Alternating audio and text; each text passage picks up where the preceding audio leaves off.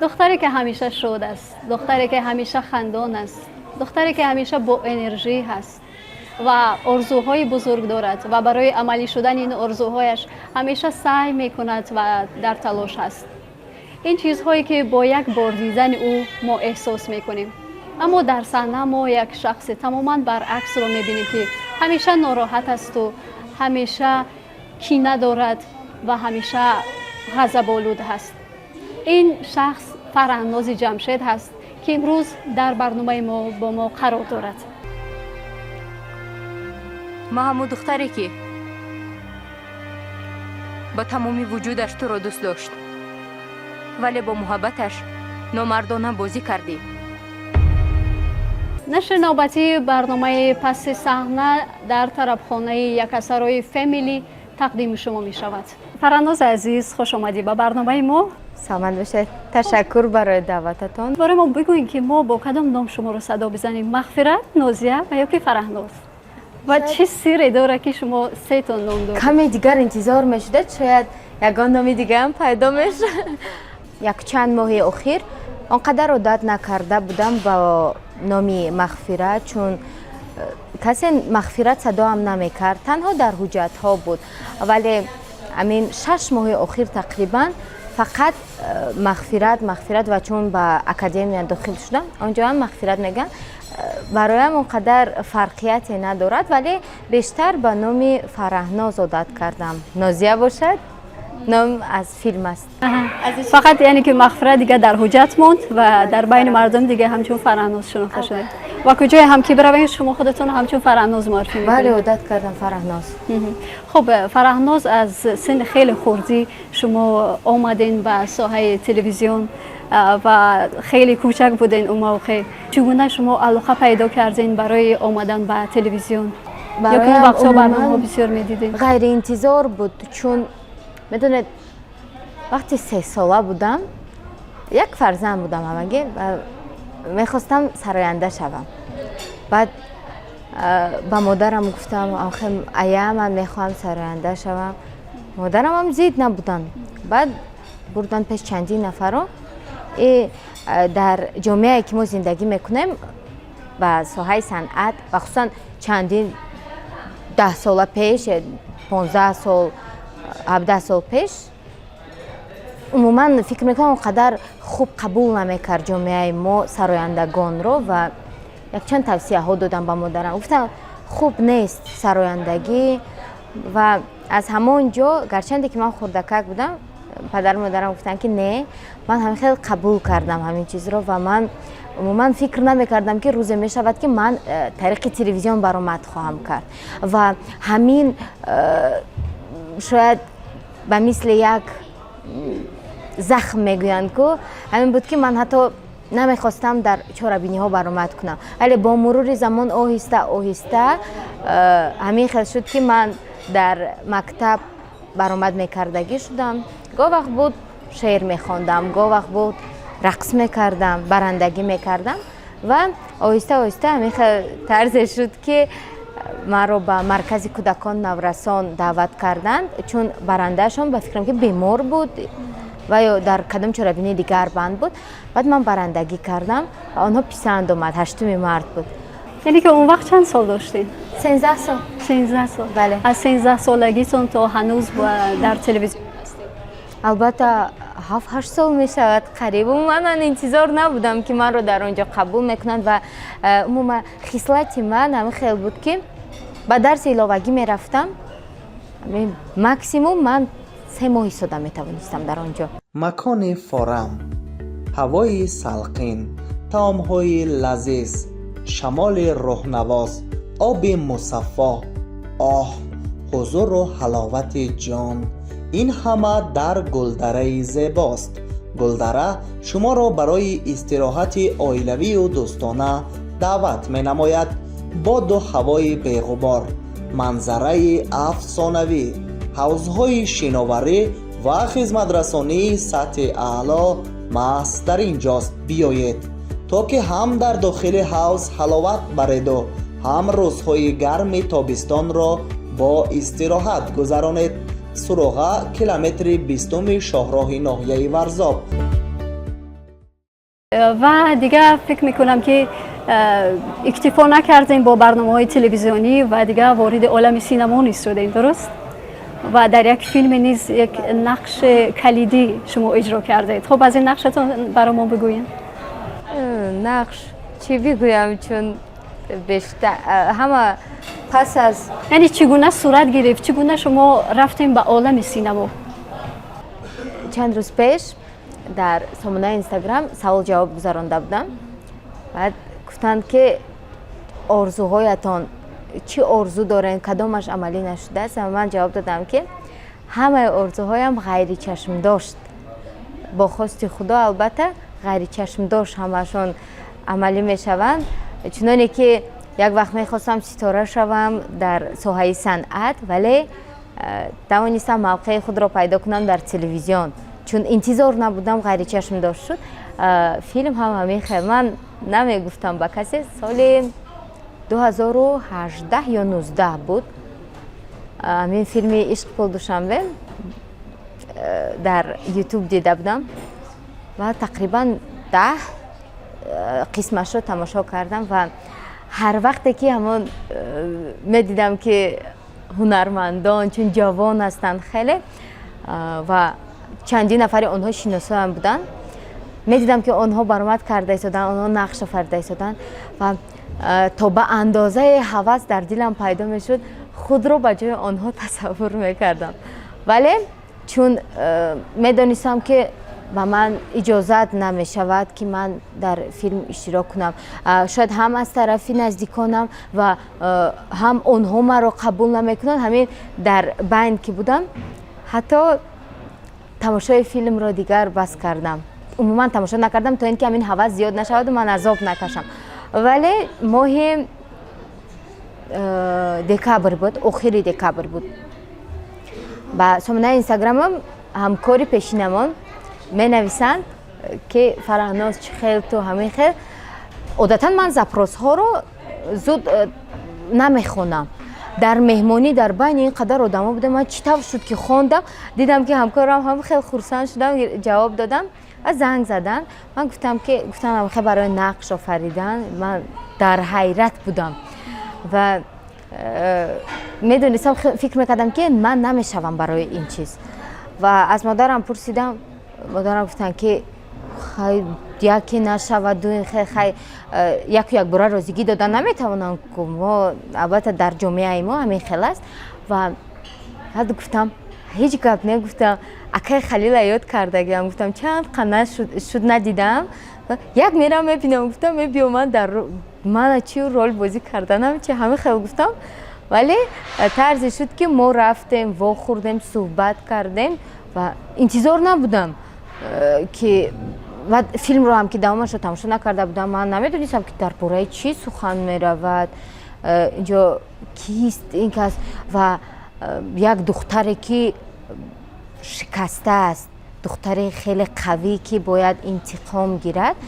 انا همین نقش بود. من حیران بودم و گفتم که خیلی ها میگوین عادتا کاستینگ و آزمون هم خیلی میشد که بله میگوین دوبای، لیکن خیلی تمام به همین یکی خرسان بودم که دیدم از نزدیک همکاری پیشنم رو و در آخر صحبت گفتن که تقریبا همین روزهای سبتمان 26 دکبر بود، همون روزی که ما واخورده بودیم.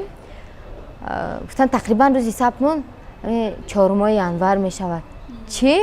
من نفهمیدم. میگم بعد همون چه فهمیدن که خیلی ها قبول شد. عموما همین خیلی رخ داد. خب و این اولین قدمتون هست در عالم سینما و این نقشتون رو هم خیلی حرفه‌ای اجرا کردین. ما البته قسمت از این فیلم رو دیده بودیم که خیلی عالی بود نقشتون، اجرای نقشتون. و خودتون چه نظر داشتین در این مورد این کارتون؟ از نظر خودتون موفق شدین؟ چون کار اولتون بود و کار اول همیشه پر از اشتباه هست و همیشه وقتی مثلا اون کارمون رو میبینیم اشتباهات خودمون رو پیدا میکنیم در اونجا. حالا خودت چه نظر داشتی بعد از آنکه فیلمت رو دیدی، خودت رو در سینما دیدی؟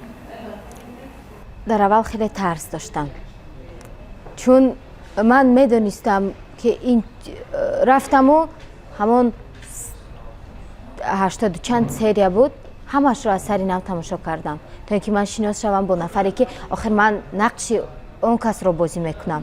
Ман бояд донам ки ҳамон духтар чӣ хел буд, чӣ чизҳоро аз сар гузарондааст ки ман ҳамон чиза фаҳмам. Баъд бовар надоштам ки ман аз ӯ дашт мебароям ва боз ман медонистам ки вақте ки дар чӣ самте ки набошад, дар сои телевизион дар куҷое набошад, вақте ҳар қадар олӣ ҳам бошӣ, маҳорати хубам дошта бошӣ, вақте ки ту дар ҷои як нафари дигар меоӣ, албатта тамошобин аллакай муқоиса мекунад, зид мебарояд. хоҳӣ нахоҳӣ туро аз нигоҳи аввал қабул намекунад, ҳарчанд ту касбӣ ҳам иҷро кунӣ. Ва ман гуфтам ки ман медонистам ки ҳамин ҳолат мешавад, чун дар телевизион масалан дар як барнома барандаро иваз мекунӣ, ҳазорон занг мешавад, барои чӣ барандаро иваз карда. Вале ман медонистам ки вале телевизион ҳамин хуб аст ки комментария навишта намешавад дар поёни наворҳо ва мо ҳар он чизе ки онҳо мегӯянд мо намефаҳмем. Аммо ютуб хеле озод аст, ҳар кас фикрашро озод баён мекунад ва ман медонистам ки чӣ маро интизор аст, вале ман гуфтам ки ман бояд худро дар як самти нав санҷам ва омӯхтам. Бароям мушкил буд, чун аввалин таҷрибаи ман буд дар соҳаи синамо ва аввалин сабте ки мо кардем ин дар оромгоҳ, яъне мазор буд. Аз мазор хеле метарсам. пеш аз ин як маротиба ҳам агӣ ба мазор рафтам бо волидонам, ҳамон ҷо ҳам бо модарам рафта истодаем, ая мароқабе фикр мекунам ки касе кашида истодааст, аям охир мегӯяд онҳо ҳамун дар як ҳолате қарор доранд ки ҳеҷ вақт ту дар кор нести, ту одами зиёдатӣ дар ҳамин ҷо. Гуфтам ман метарсидам ва вақте ки рафтам ба мазор бениҳоят тарсидам. Аз тарси зиёд ман хунук хӯрда истодам ва тарсе кардам ки ҳатто тугмаи палтоам канда шуд, яъне асабӣ мешудам ва он қадар хуб набаромада буд. Саҳнаи аввал хеле худро қолабӣ ҳис кардам, чун бароям хеле бегона буд ин нақш ки аввалин ҳам тарс, ҳам аввалин таҷриба, ҳам умуман шахсе ки хеле хислаташ дигар аст, хислати дар синема тамоман як каси дигар нафарро бозӣ кардан ки сину солаш ҳам нисбатан калонтар аст, бароям хеле мушкил буд. Вале пас аз ба фикрам аллакай 3 қисми филм, 93-94 қисмат серия, одамон аллакай тавонистан қабул кардан гиранд, чун маро ба мисли як муаммо даровардан дар филм, ҳам ба ҷои нафари дигар. Умуман ман намегӯям ки ман кистам, чанд серия ман ҳамин хел одами номуайян бар ин будам ва баъд фаҳмиданд ки ман ҳамон кас ва баъде ки мо саҳнаи ҷарроҳиро нишон додем, баъдан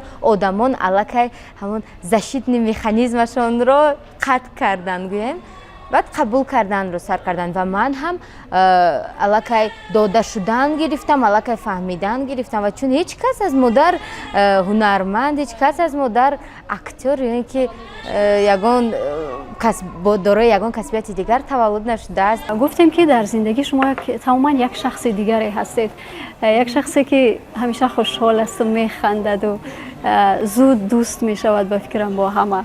البته که ما زیاد نمیشناسیمتون، اما از همین ملاقات‌های اولمون چنین حس کردیم و برای خودتون که برعکس خودتون رو در سینما اجرا میکنین، نقش اجرا میکنین، آسان هست یا مشکل؟ به هر کاری که همت بسته گردد، اگر خار بود گلدسته گردد. البته برای همه چه مهم خواهش داشته باشه و مهم کوشش کنی. البته برایم خیلی مشکل بود، من نمیگم آسان بود، زیرا نمیگفتم با کسی که برای من دشوار است. میگم چه خیلی بود، خیلی آسان، هم خیلی میگفتم خیلی آسان، لیکن در اصل خیلی مشکل بود، عذاب میکشیدم. فیلم ها رو تماشا میکردم، من باید چه خیلی کنم که مانند شود. در یوتیوب میزدم، مینوشتم، یعنی جستجو میکردم که چه خیلی کنم که آن خیلی حالات رو نشان دهم худро видео мекардам, несанҷам хеле талош кардам ва бароям албатта душвор буд, вале оҳиста оҳиста чун ман омӯхтам, ҳамон образи ҳамон духтаракро омӯхтам, бароям аллакай осонтару фаҳмотар шудан гирифт ва тарзеш шуд ки ман дар тақрибан 3 серия мондан, 2-3 серияи охирин ман аллакай хислатам ба мисли ҳавас шуд. Раггарди, тарзи либоспӯшӣ, ҳатто либоси озодро бениҳоят дӯст медоштам. хуб, ҷудо аз бозингариву ҳамчунин хабарнигорӣ, боз ба чизи дигаре ҳам алоқа дорӣ ё ҳунари дигаре ҳам дорӣ? албатта ба як мард 40 ҳунар кам аст мегуфтам, вале ман мегӯям ки ба Фараҳноз 40 ҳунар кам аст, чун ман аз хурдӣ ҳамин хеле ҳастам ки ҳамеша навгонӣ талаб мекунам. хуб, агар қарор бошад ки зиндагиятро бо як ранг тасвир кунӣ, барои зиндагият чӣ рангеро интихоб мекунӣ? бо як ранг зиндагии маро тасвир кардан хеле душвор аст, чун зиндагии ман, хислати ман, яъне ки кадом ранг ба зиндагиит бештар мувофиқ аст? як ранг нест охир. сурхро интихоб мекардам, вале ҳангоми тасвир кардан ман пурра ҳамон авроқро бо ранги сурх пурра намекунам. баъзе ҷояшро ҳам хел сафед мемонам. ман ҳайрон мешавам ки 7-8 сол ман дар телевизион, дар соҳаи телевизион будам, вале дар 2 моҳе ки дар синемо будам, ҳамин пахш кард 7-8 соли маро. ва шумо ҳам инҷо аз фаъолияти телевизион ки ҳарф намезанеду бештар такя мекунед ва синемо ҳайрон мешавам. рӯи чӣ филмҳои шумо кор мекунед? ман хеле вақт шуд ки ҳамин ҳам маро асабӣ карда истодам бо ҳамин савол, чун мегӯян дар ягон филми дигар нақш намеофарӣ. намегуфтам, хаб бед мегӯям, дар нақша ҳаст, дар сериали навбатӣ агар худо розӣ бошад ва ягон монеаи дигар нашавад, дар нақш ҳастам дар сериали навбатӣ ва ғайр аз ин фикр намекунам. боз пешниҳодҳо хеле зиёд шуда истодаанд доир ба сабти филмҳои кӯтоҳмуддат, роликҳо. дар ин бора ман чизе гуфтан намехоҳам, чун бароям он қадар ин ҷиддӣ нест, он қадар муҳимам нест, вале он чизе ки каме калонтар аст, ин шояд сериали навбатӣ бошад ки дар он ман нақш меофарам. хуб, метавонем барои мо бигӯед ки яъне ки ин нақше ки дорен нақши асосӣ ҳаст ё чӣ нақше аст, ё ки ин ҳам як сирре ҳаст ки дар филм бояд бибинем? яке аз нақшҳои асосӣ аст. муваффақ бошен. ташаккур мекунем аз ин ки вақтатонро вақфи барномаи мо кардед ва даъвати моро пазируфтин.